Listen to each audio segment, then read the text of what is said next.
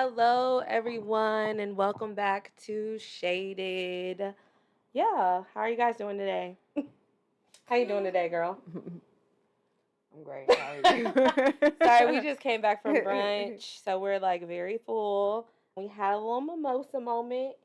So, when you hit them late 30s, it's nap time, Girl, you're not late 30s. but I'm late. How old are I'm you? 33. I'm 33 I don't know why 34 was stuck in my head. cuz I should be there. Yeah, you should. Wait, I'm 30. I'm gonna be 34 this year. Okay. That's why. Okay. My age goes with the year. So Yeah. 2024, I'll be Oh, okay. 34. Okay, I guess Yep. that's easy. Easy Yeah. enough. Yeah. Okay. Well, so today, guys, we just want to talk about something that's near and dear to us, a part of our everyday life. How do we manage, even at our age, the church life balance? So you know how you have work life balance. It's sort of the same. Just we're in our 30s. We don't have like any children. We aren't married. So church is like a part of literally our everyday. Like just like work is just it's super important and it's Yeah. something that we do on a daily basis. It's not the church that's like what we do on a daily basis, but like the walk with God, like it's a lifestyle. Right. So because it's a lifestyle, it's like having that balance between right and wrong and being like conscious of what you can and can't do, or like it's not like that it's rules of what you can and can't do, but just because of the specific love that you have for God, you want to make sure that the things that you do are right in his eyes. Right. So without feeling like you have to do things according to how people see what's right or wrong, but just because you morally want to please God. So Yeah. No, definitely. Definitely. So, sort of a good question that I feel like more so would be directed towards you just because this is sort of a transition that you're sort of going through still. Um how do you feel? Mind you, we both grew up in church. We both grew up in church. A little back history, my father is a pastor, so I was born into church pretty much. And I've always been at the same church until I believe like 13. We went to a different church or whatever. And that's when we met around 14 or whatever. So, yeah, so my roots, I've always been rooted in church and it's always been the same church. So, very consistent. It's like a non negotiable. You're getting up on Sunday, you're going to church, you're going to Bible study, you're going to join the choir. If you're not old enough for the adult choir, join in the kids choir. When we have church conventions, you're going to be a part of something. You're going to go to classes. You are never going to have a moment of not participating in something. So that pretty much was like my sort of upbringing in church. And then like what about you? How do you feel? So my life is different because I grew up with a thug. So my dad is like the prime example of just thug life. So when I think about my dad, I think about people like Suge Knight, scary people. So anyone that you can think of that's scary, then you have my dad. So that's the type of life that I grew up in. Yeah. So and then you have my mom who's extremely dainty and very wifely and just like her side is like the uppity side and very light skinned and they act light skinned as well. So it's just like just extremely uppity. So you have two different sides where you got just hood, loud, foolish, always arguing, always fighting, ghetto. And then you have the uppity, don't talk to me, hey girl, but I'm talking about you behind your back side. And so, like, having that mix, but having no Jesus in the middle of it was like, I made my own decision when it came to church and stuff like that. And because I had my grandmother, which is my dad's mom, she was always into church. She was at church every Sunday, Bible study, all those things.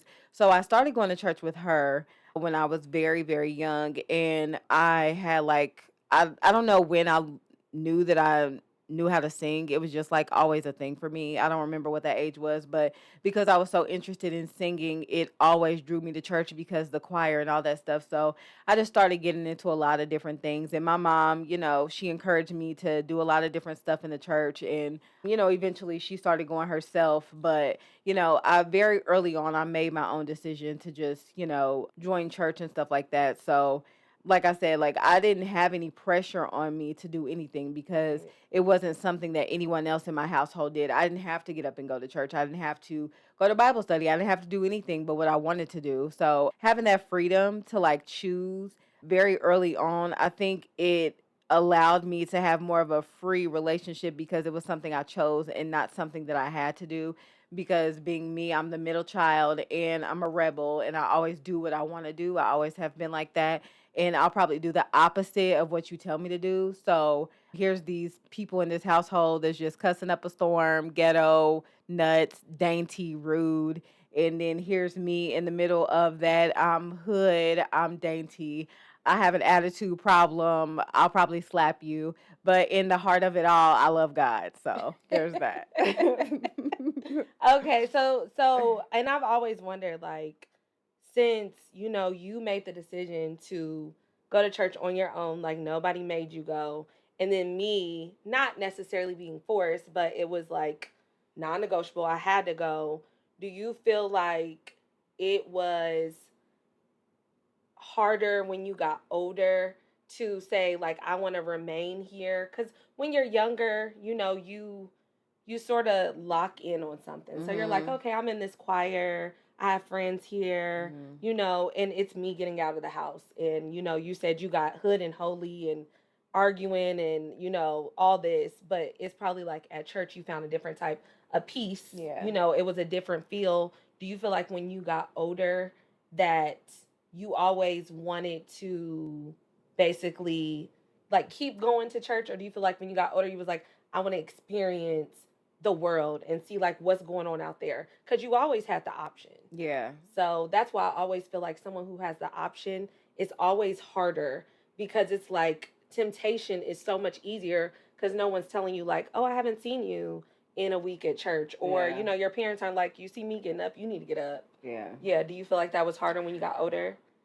Not really. And I think it's because it's kind of hard for me to say because I've always been involved. And I think when you're involved in something that is just like a part of your routine or a part of Yeah. your nature. So because I've always been involved, whether it be choir or this or that, when I have something to go to and I have a purpose for it, then it's just easy for me to do. I never felt like pressured or like I never felt like it was hard for me to stay or that anything was making me do it. I just always wanted to. Yeah. And like I don't know if I ever got baptized when I was a child. Apparently I did. I don't remember any of that. Right. But I do know that I got rebaptized when I was 18 and resaved and all that other stuff. So like that was literally my decision to, give my life to God and stuff like that. And it just to me it was just easy. It came easy and made sense because, I think that when you have a true relationship with God, then it just, you know what I'm saying? Like, why wouldn't you dedicate your life to the person who is like always there for you? Like, just like a marriage. Yeah. You want to dedicate your life to somebody who is just always there, your best friend, your the person you love the most and all that other stuff. It's the same way with God. Like, I felt like he's my go-to. Like that's my literally saving grace. So it just came natural for me to be like, okay, cool. I'm gonna give my life to God. Not to mention having the friends, having and it's super important to have like a support system. So having friends, family, all that other stuff there with you and kind of walking with you, and to have those older saints because we go to a church where it's mostly, well, at that time it was mostly older people. And so like I have a weird like appreciation for like older people because I feel like the wisdom in them is just It's crazy. unmatched. It really is. And a lot of times it could come off rude, but I'll check you no matter your age. So, you come with respect. And I've always been taught to give respect, especially to your elders, no matter if they respect you or not. But Janae's mind is you disrespect me, I'm gonna get you as well. So, like I said, it's kind of hard when you're in the church because you can't be that way, but you have to kind of take the things that older people say with love and stuff like that. But that's a whole nother subject. But yeah, I just, just making that decision on my own. And it just makes it so much easier just to have that relationship because I know that I chose it for myself. And being that I'm such a rebel and Janae wants to do what Janae wants to do, I made that decision. So it was just easy. Yeah. So. Well, speaking of making decisions, how does it feel or how do you come to that decision when you leave a church that you basically grew up in? Like, I know that, you've experienced that Mhm. transition. So how do you maneuver through that or how do you even get to that big decision cuz people don't realize that's like very life-changing if you grew up in one place. So, I mean, and this is more recent. So with me being like, I think it was, I don't know, like 35 or 36, something like that. It's been within the past year or two. So I think that you just come to a point where um I'm not living my life for anybody else. In like now I'm mid age. In my 20s, I care about what people think. When I'm growing up and in my teenage years, I care about what my parents say and what they think. And so now I'm in my 30s where I'm like, I don't care what none of y'all think. And what I think is what I think, and that's what it is. So I think that when I felt like it was more of a burden to go to church. Like I did not like doing it. I didn't want to go. I felt like things. First of all, I'm a very organized person, and you would think I was in like the military or something because, like, I'm very about rules. I'm very about organization, structure, all those things. So when I feel like I'm bringing things to the table that make sense, that is simple to change, like as far as like starting on time or just simple things that people can change but they choose to keep on not doing things the right way. It's just not something that I want to be a part of.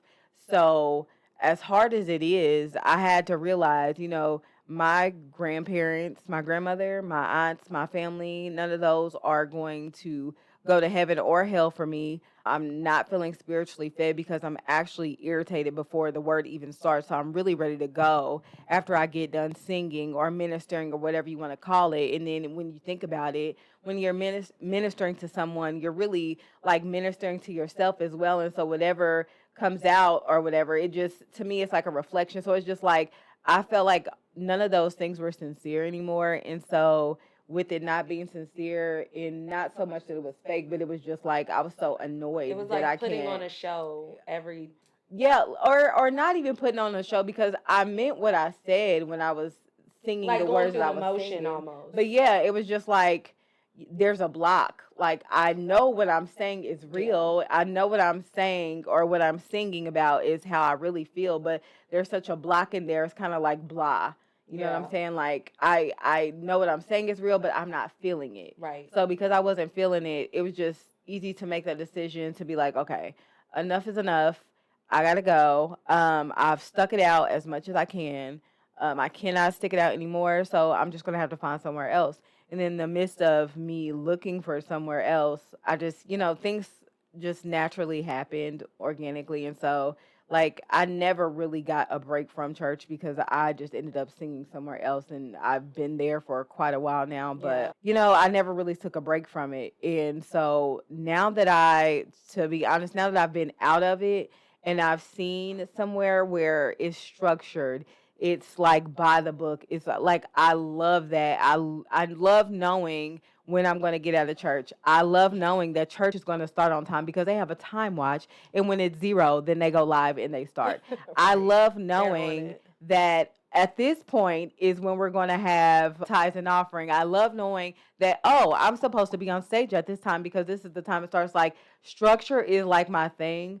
So it's such a breath of fresh air to be in an element where I respect, like people respect your time and people respect other people's time and just in general, it's not just time, but then you have the opposite side where when you are extremely structured and things are by the book and things are, black and white, then it's kind of hard to tap into the Holy Spirit. And I think that's where the lack is. Like, I don't think that the church I'm going to now lacks the Holy Spirit, but I feel like the other church that I was going to was just all about let the spirit flow. And so it's It's like it's hot and hard. Yeah, cold. it really is. Everything is completely opposite from each other, but the core of going to church is to be filled, and it don't have to be filled in one way or another. It can always be different, but the word that I need is what I'm getting, Yeah. and that's what it's all about. And so, yeah. Yeah.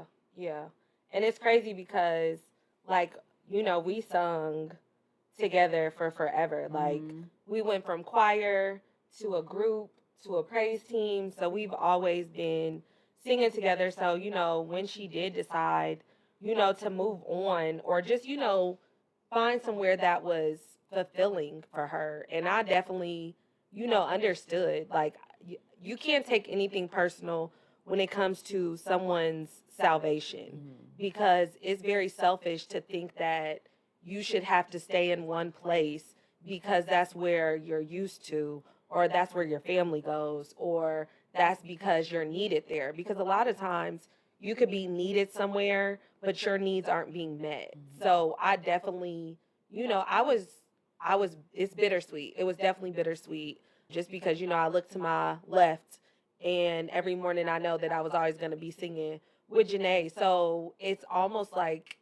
when it happened, it was a reality like check for me because I've always sort of like been the supports when it comes to things. So basically a little backstory about our church was we have a minister of music, and he was in school but he was also doing jobs that would make him like move out of state or whatever. So basically, the church isn't going to stop. So we have to keep going. We have to keep going through every transition, through people coming in and out. We got to keep moving. So basically, when he decided to move, it sort of put, you in that position. So it was never nothing that she asked for. It was just sort of like you see a link missing, you feel it. And that's how smaller churches work. Like, it's never, let's nominate this person, let's have a conversation. It's like, hey, y'all see there's something, you need to figure it out. And so it got figured out, aka Janae became basically the minister of music. She was bringing forth the songs, teaching the music, and putting everything together. So I think what happens is eventually you can get burned out because you're just like, this is not something I asked for. I'm being obedient to God, but also to my church. But you don't know if that's ever something that someone wants. And you should check in with someone as well, because sometimes we go through the motion and we do things because we feel like we have to, especially in smaller churches, which that's something smaller churches do have to work on. Because a lot of times what you'll do is you'll put a lot of pressure and a lot of stress on those core members that do work to where they get burned out and they either A, leave, or B, they just complain about it the whole time. And eventually you're just like, you know what? I'm just going to either sit down or I'm just going to give you what you get and you better not throw a fit. Like, literally. So with all that being said, when, she decided to, search for what was working for her, guess who's next in command? Little old me, who don't like to sing leads, who don't like to have any type of authority over anything. Like, I'm like a yes man when it comes to things. It's not a good quality of mine either. But it's so easy for me to be like, well, what do y'all think? Or, I'm down with whatever. Y'all said y'all want to sing Sexy Red. I don't know if we should sing Sexy Red in church, but if you could put a Christian beat behind it, I probably would say yes to it just because I don't like to be combative with people. So So you gonna sing "Sexy Red"? I would never. So I you would gonna I never. hold on. So you gonna sing her lyrics to a Christian beat? I would never do it. It's definitely a joke because there's Okay. nothing coming out of her mouth. Because if That's anything, I'm gonna use her beat and put some Christian words to it. That I yeah. would do the opposite because to me that would Well, make the girl, on most TikTok, sense. everybody is murdering these gospel songs and making them into club hits. So I don't know what the world's coming to. But anyways, An end. yeah. It's So been ending since I was born. That's all I've ever heard is the world is coming to an end. yeah. Girl, it was ending before it started. Yeah. Yeah. Yeah. That's what we always are gonna keep hearing too. But basically, yeah, when she left, it just put me in a position to where I felt like I wasn't ready for it. And, it was during a time where I felt like I sort of had to figure things out because my father was a pastor. And you start to think like, I don't want to leave anyone high and dry because it's easy for me to just be like, who else want to do it? Like I'm all for anybody else want to volunteer. But it really was a blessing in disguise, because it made me feel more affirmed in my relationship with God, because I felt like I was hiding behind Janae, and it wasn't ever that like she was Michael Jackson to Jackson 5. Like, she was never that person. She was quick to say, if you want a solo, here's the solo. If you want to, you know what I'm saying? If you want to bring a song forth, bring a song forth. It was never a dictatorship. It wasn't. Now, she wasn't going to give no mess. And I respected that, because with churches that are stuck in their ways, mess becomes the norm. And it's sad, but it's very true. And I can say that one thing about when I was under her leadership, it taught me, if we don't have practice, then we gonna sing Amazing Grace, because everybody knows their note, and we're not gonna try nothing new. We're not gonna try nothing different.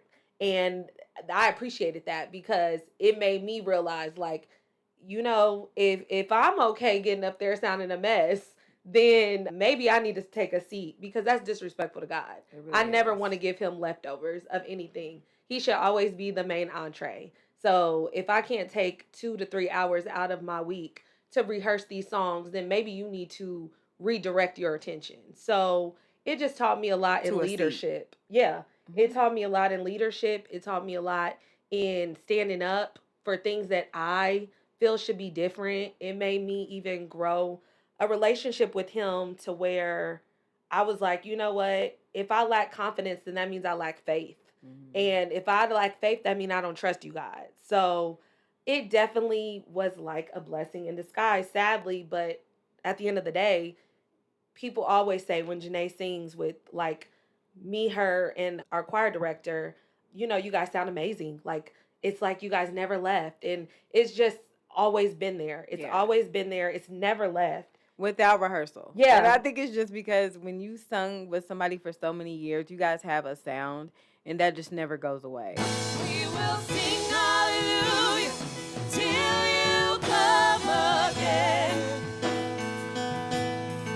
Right. So. Right. We used to be called Under the Anointing, and I truly believed that, like, I know that sounds crazy, but I truly believe like we were all anointed, and that's why I enjoy singing with them so much, because I didn't feel like anybody was up there being fake or phony. Because I've definitely sung with a lot of people, and I feel like we're in glee, like we're doing too much. We're doing way too much.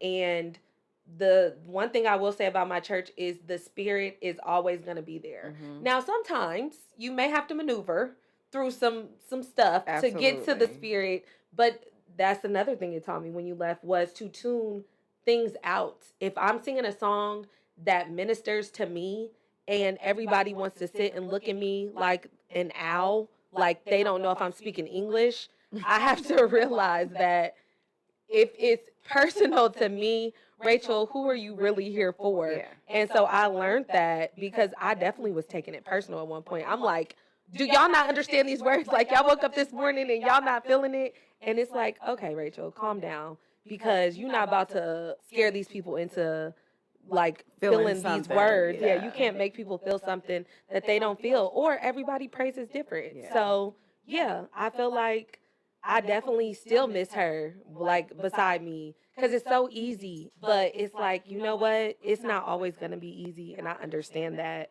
But yeah, I was always happy for her wherever she ended up, because she just has like one of the greatest hearts, and she's a helper.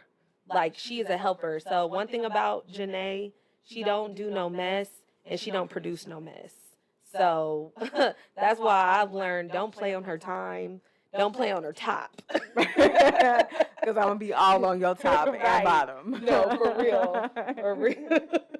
She said front, back, and side to side. I will get you straight together. Girl. So speaking of that, how do you feel like you have, like, the church life balance? Like, how do you feel like you do that? What does it look like? See, here's the thing. And I think this is where me and you differ. And me and Rachel have previously had these conversations several times.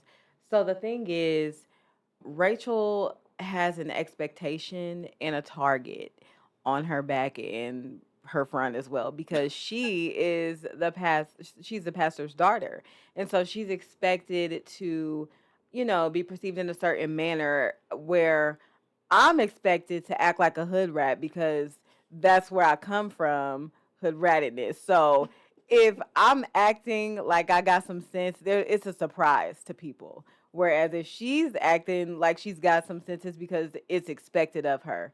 So I don't know. I've never had the issue where like I feel like I have to be a certain type of way or anything like that. So my church life balance is very simple and I live by this. As long as I feel like I'm doing right, as long as I feel like the things that I'm doing are pleasing to God, and as long as I'm okay with the things that I'm doing, I don't care what the next person thinks or says. Like at the end of the day, I feel like as an adult, you know what's right and wrong. You know, if you have the Holy Spirit in you, then there will be a such thing as conviction when you do things wrong or when you say things wrong or when you're living wrong. Like everybody knows. Nobody has to tell nobody anything. Like sometimes people don't get it, but for the most part, I feel like if you are really tapped in and you have a true relationship with God, you know what's right and wrong and you know when you're living right and wrong. So my church life balance is simply this.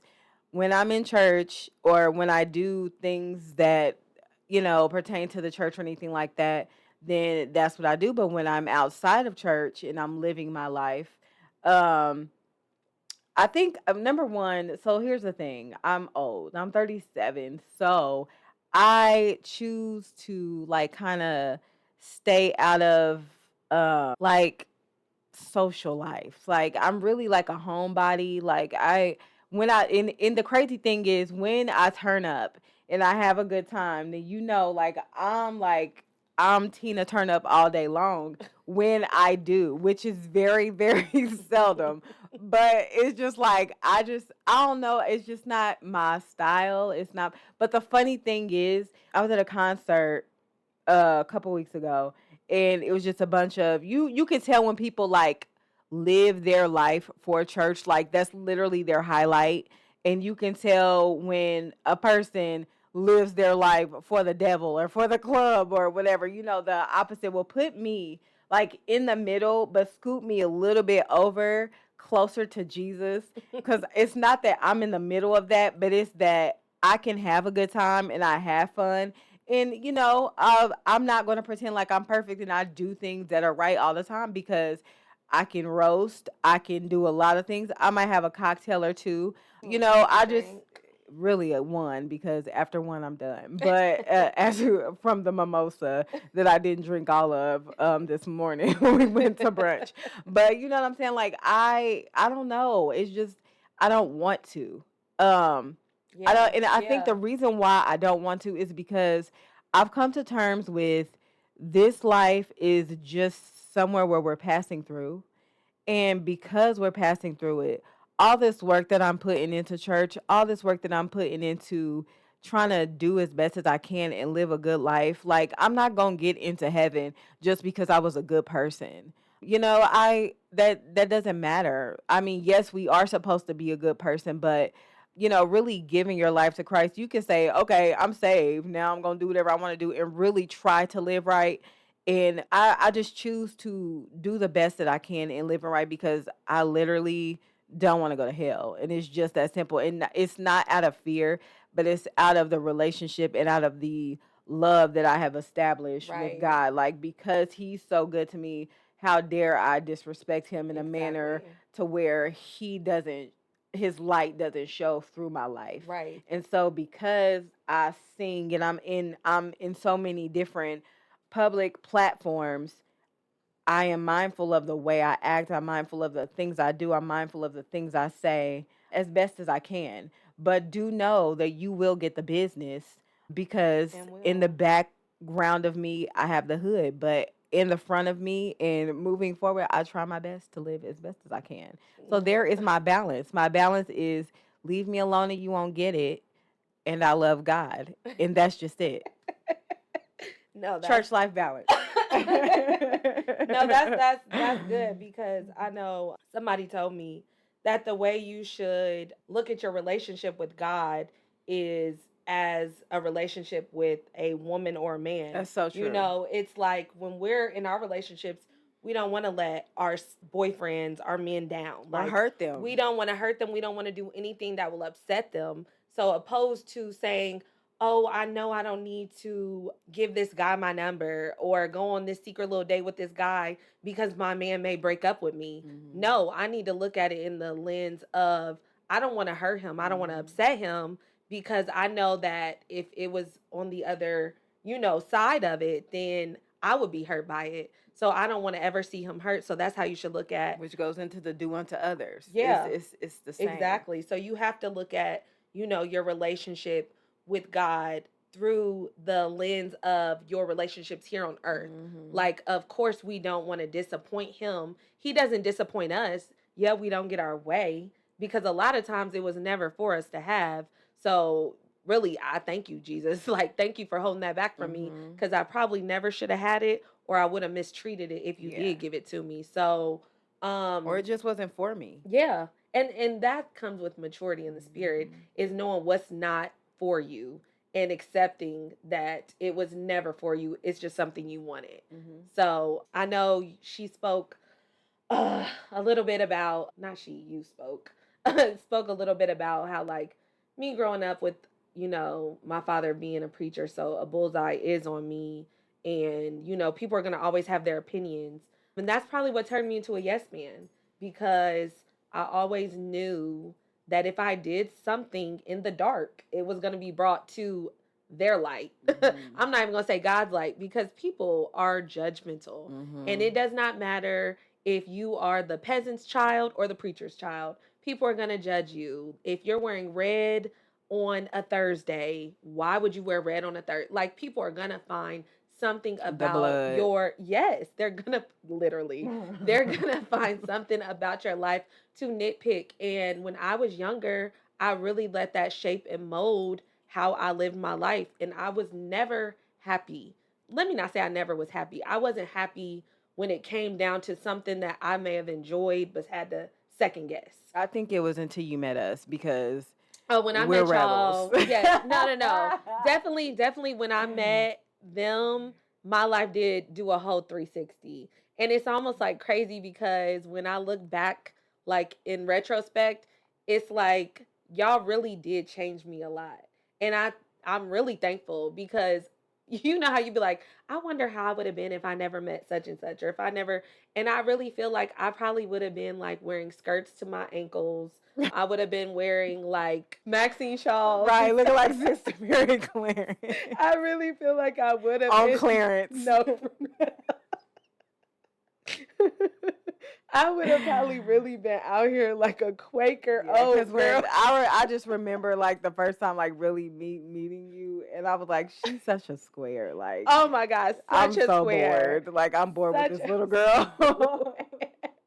And it's so crazy because like my mom and her aunt, like it was really creepy. We got set up. It was like a blind friend date. Yeah. Because we were at a convention. And I'm so used to staying with my parents. But my cousin was involved in it. And she's completely opposite than me. We're literally like the sweet and sour patch. Like we're so opposite. But they like set it up to where we were staying in the same room. Yes. Mind you, we had never even met. Never. Me and my cousin and her cousin. Yes. It was given like, we're going to force this relationship to work. Like, but why you would have do to be mindful. Everyone has different personalities. We're all different ages. Like, we're all young. This is younger us. But like our first encounter, looking back at it, I don't know why I'm even still like how we ended up friends now. Because really, I think I like complimented your phone case or something. Yeah. This is when it was razors, right? Yeah. This is No, razors. no, I had a flip phone. But it was a flip razor, wasn't it? I don't know. I think it was It like was a a little flat circle phone. thing. It was Something, but anyway, she had a really cute, and I it was like a remember baby it. fat purple. She had a baby fat, it was like sparkly or glittery or whatever. But I guess they like wasn't in the room when we got there, Yeah. and I was like, "Oh, this phone case is really cute." I don't even know what you said. Like, No, you said, "Oh, your phone case is really cute. I almost took it," and I was like, "You almost got slapped." Like that's just not what you say to me because that's my first impression of you. Like, okay, here's a thief. Put your stuff up. Hide your kids, hide your wives, and hide your phones because she's still in hotels. She's sick. She's so sick. I was like, okay, and I was gonna slap you, little girl. So that was, and then her cousin. Her cousin and her son eating nuggets in the bed, and I'm just she like, had him at that time? yeah, and girl, I going around lisping and stuff, and I'm like, okay, she's having a 20-piece Wendy's in the bed, being weird. Yeah. And then here comes this little girl trying to steal my phone, and then it's just me and my cousin, like, ugh. Yeah. And so I don't even know. I just think that when you first meet somebody, you like. We already got our guard up, and me and my cousin was like super tight, so it was just us against whoever wanted. Right. So I don't know, it was just weird, but we eventually my cousin is more. Kyra's more of a. She'll talk to you more. Like she's I'm to more myself. open. Yeah. She's more open. Definitely not now though. It's crazy because that's not really her now. She's very selective, but you know me, I'm total opposite. I'm like super bubbly friendly. So I can approach anyone. You could put me in the room and I will make best friends in like 6 seconds. So like meeting them, not knowing what it was gonna be. Yeah, that was weird. It was very weird, and I really like don't understand why that happened. Yeah. But it was because we went to a smaller church, and this is when me and my family was leaving from the church I grew up in, which I was so upset about. Like, mind you, this is all I know, and you're gonna pull me from this place and put me somewhere else. I was like, what? And then you got the nerve to try to force me to be friends with people, and it's like, yeah, I like making friends, but it's different when you're like forced. Yeah. It was definitely forced. But I thank God now, because if we wouldn't have been forced, we may have never been friends. Now we would have eventually got close because we grew up in the same church, but we had a different life, and that's where I'm coming to. We had a different life outside of church, and that's what made our church relationship so close, because we didn't just see each other on Sundays. We was spending the night on weekends. We was getting out of school, hanging out with each other. Like, literally, we became like a sisterhood. So I really feel like if I wouldn't have met them, I definitely would have still been thinking about what do people have to say about me, or, what are people going to think if I do this? Mind you, I was a bartender when I was 21. So, of course, the service industry, what do? You go out after work, you go to the bar, you get a little turn, get a little lit. You out here making drinks, serving the devil juice.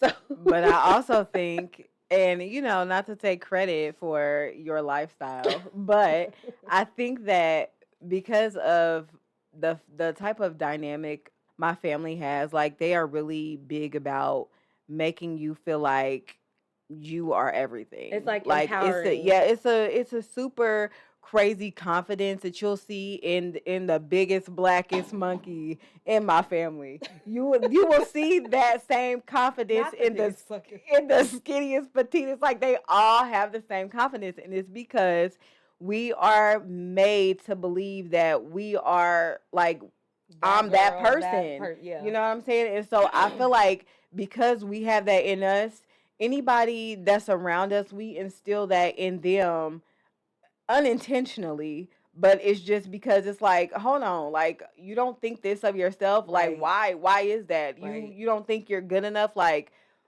who made you think that? So it's just like I feel like we are like just unapologetically like just like out there, like you just made to feel like you're that. And so I feel like that just kind of rubbed off on you. And so any insecurities or any type of thing that you felt like you had to be, I feel like, we could have probably, I wouldn't say taking it all away, but just kind of gave It you a was like little a bit of a molding. push. Yeah. Yeah. I mean, when you're somebody who sort of just goes wherever the wind blows, when you have people behind you that are like, sort of, don't take that, or you Flat know what I'm footed. saying? It's like, you know what I'm saying? Stand on what you mean, like stand on business.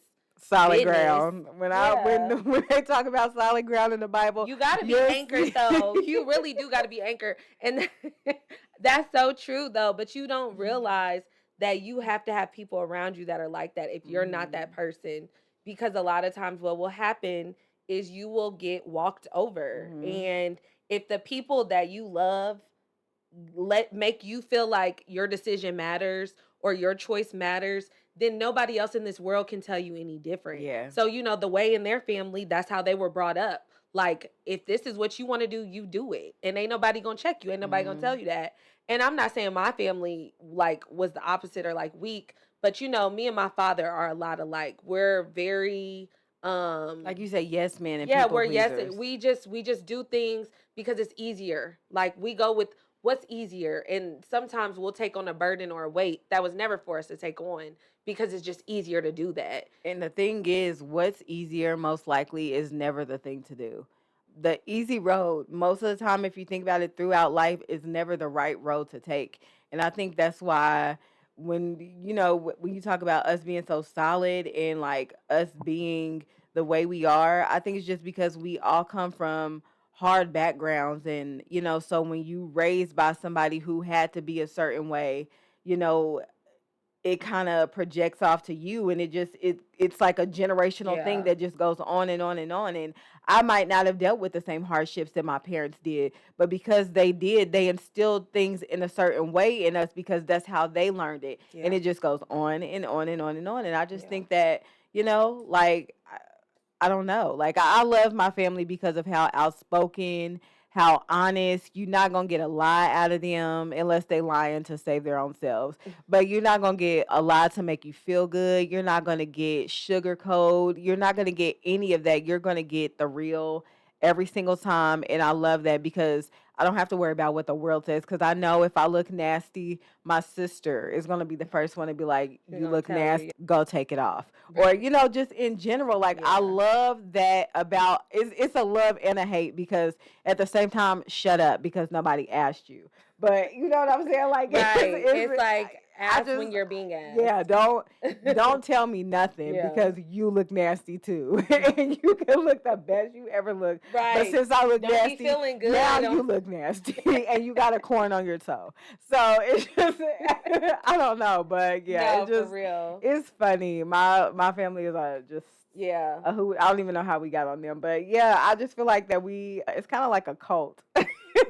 We talk about like my family being like a cult because it's like we have a cousin circle, and all of our cousin circles, all their best friends are like in that circle. It's Yeah. I don't it's really really weird, but it's just kind of like a molding experience when you get to be in my family, and it's It just like is. a closeness and a love, and it's like we all hate each other and talk about each other like dogs, but when it's all said and You gonna done, have they back always. always. I don't care what they did. I don't care what they said. I don't care. I'm always going to have my family's back. And that's the type of love going back to church and going back to the word and going back to God. That's the type of love that God shows us.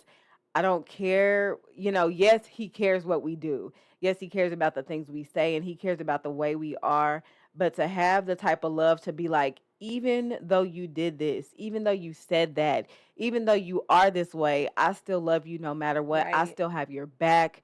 I still got you. I'm still going to support you. I'm still going to be the one when nobody else is there. I'm still going to be there for you.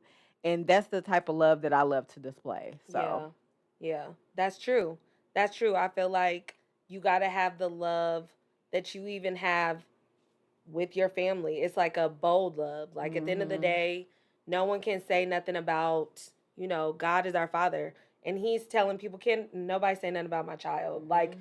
you can't tell me anything that I don't already know. Right. And God, And if they do say, can you go pop them real quick? Like, yeah, God go will take pop care of them. it. God will Please, take care of pop it them. because he's the original Suge Knight. Yeah. If we're gonna be Low, honest, high he key, been getting people. high key, and I mean get some. And that's why I always say I do not have to get anybody, because the only thing about it, and the problem that I run into, is I want them got when I want them got. Yeah, you want your karma on earth. Because I get when I do the stuff that I do, God gets me immediately. Yeah, so we just talked why about that, is it that you can't get these people? And I need to see the God.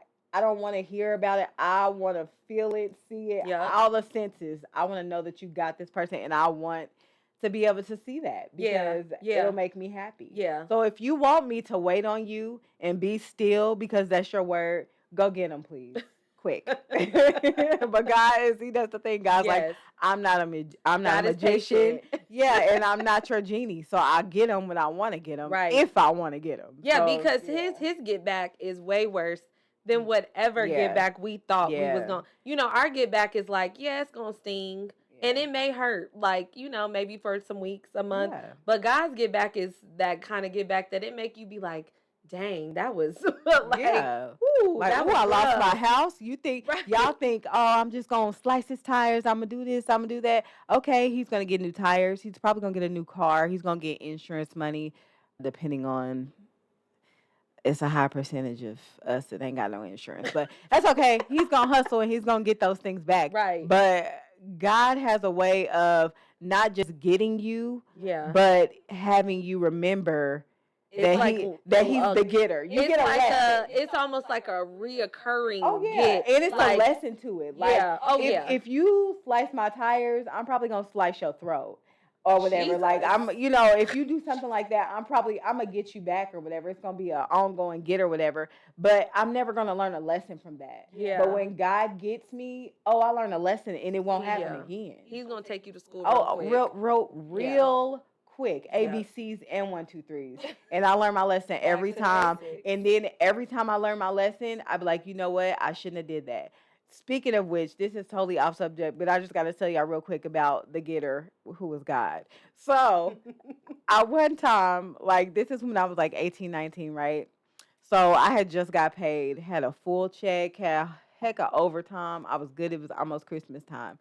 So, I decided I wanted to go in this clothing store because I don't know what it was, but me, Rachel, and a couple of other cousins and stuff, we had like a stealing problem. And so, I decided. Don't try to bring my demons.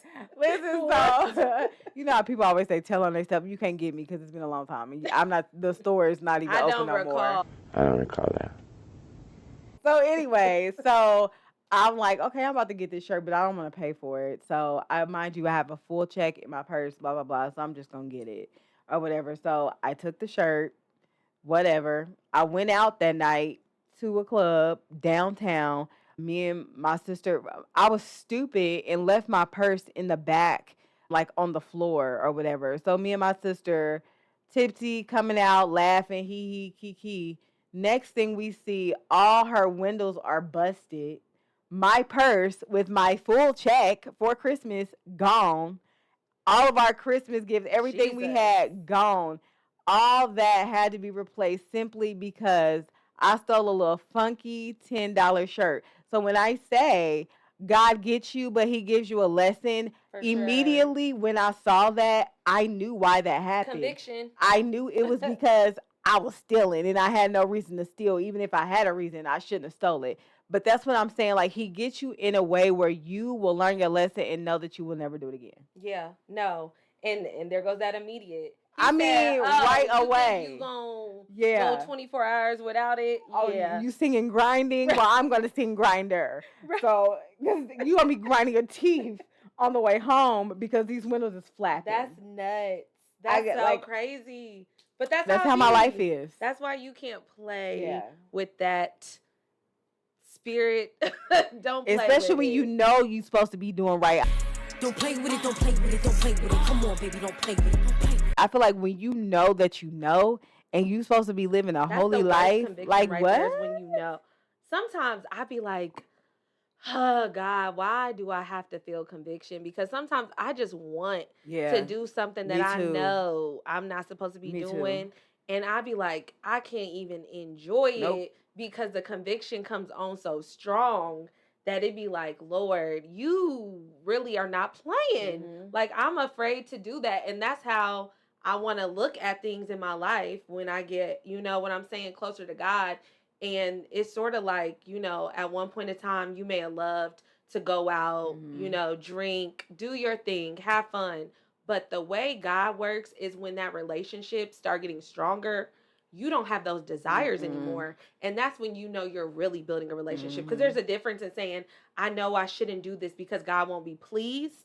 And then there's, I don't want to do this Yeah. because it don't even feel good no more. Like, I don't even want to hang with that group of people because I know nothing's going to come from it for me. Like, Yeah. what will even come from that situation? I don't want to be with this person because I know it's a dead end.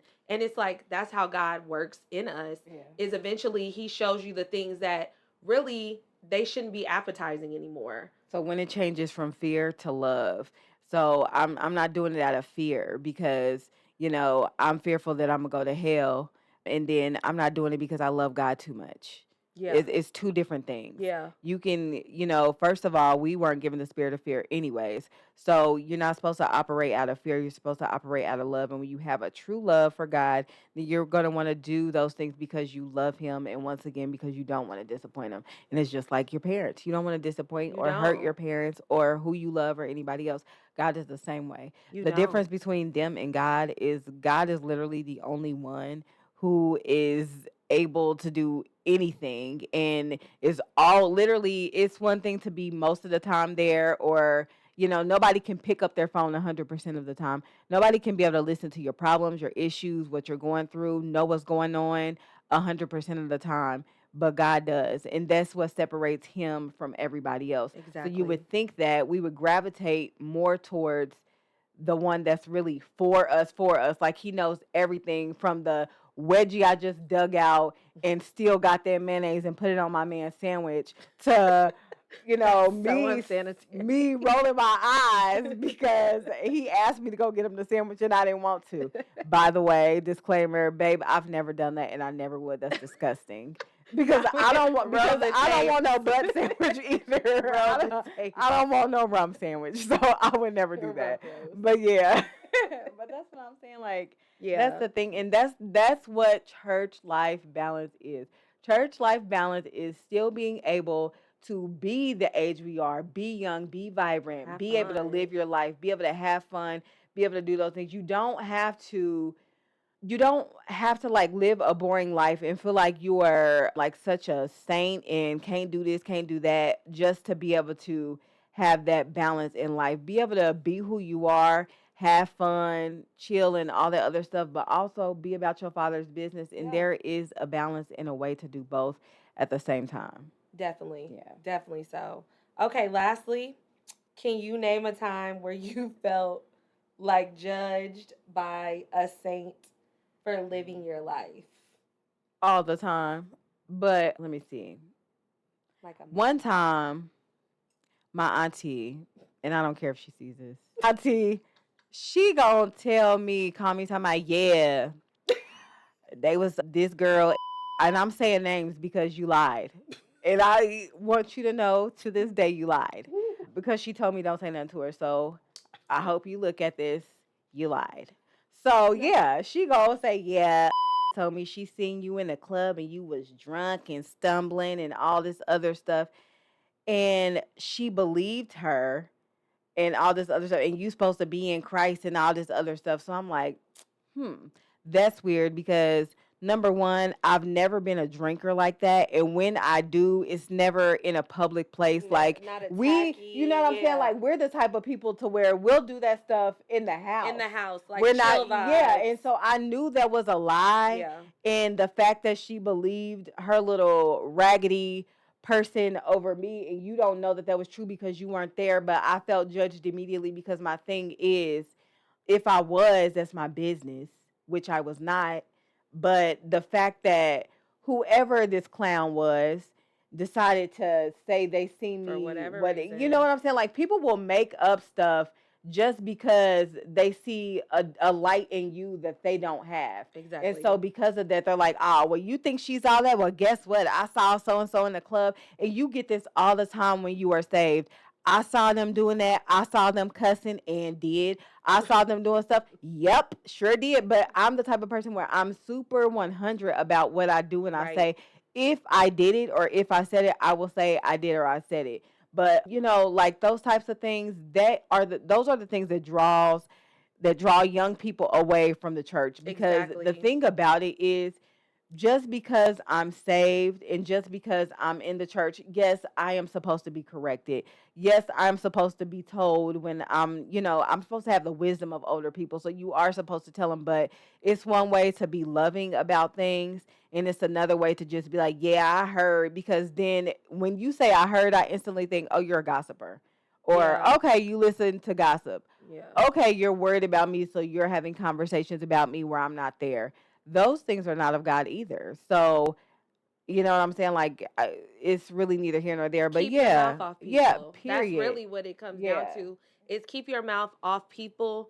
And once again, like you said, that's why younger people are not wanting to commit to coming to churches, because so many people have a point of view on everything that you should and shouldn't be doing, how you should move, who you should be with, who you should be doing things with. You know what I'm saying? So the church is really pushing people out, and that's not. God is love. So if God is love, Yeah. then why do we have people that say they don't want to come somewhere because they feel hypocritical? Yeah. God has so much grace and so much mercy, and I guarantee the person who wants to spread the gossip, at one point you was shaking your Harriet tail feather, And that's why in the you was in club. the same club that I was in, which I don't even think I was there. If I was there, I But could if have you been there. was, But if I was OW. there, exactly. Exactly. And if y'all say OW, just know I made that up. Yeah. So That it's is mine. a Janae disclaimer. Yeah, OW. yeah. I have my own AKA language. oh well. Yeah, I have my Or own oh Willie. language.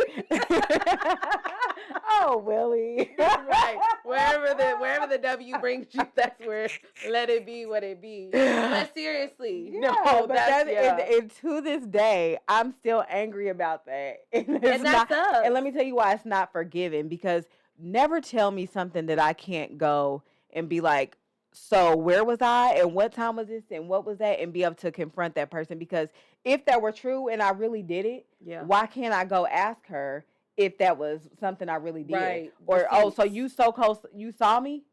Tell me where you saw. Oh, say, can you see? Because where did you see it? Because you definitely didn't see me. Exactly. But like I said, you have those haters and those people that are, they feel like people put you on a pedestal because of the type of life you live. So they try to be like, oh, yeah, you think she's this and you think she's that, but this is what I saw. Or you think, like, obviously you feel like I'm better than you. Yeah. Like, that's a you problem. That's not a me problem. I'm over here Internal. minding my Yep. business and living my life, and I wasn't worried about you and your buttery teeth doing whatever you were doing. You didn't see me going, and Right. you know what I'm saying? Wasn't worried about nobody else. I just and I'm 2 seconds of parquet myself, so I'm not I'm talking about her.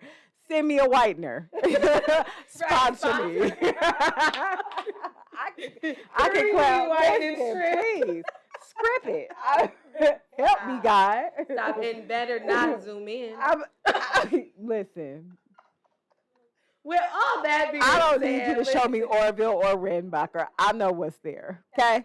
What is wrong with you? But no, seriously, having church life balance can be amazing as long as you're living for God, but also knowing that God doesn't want us to live in a box. Yeah. That's not how He created us.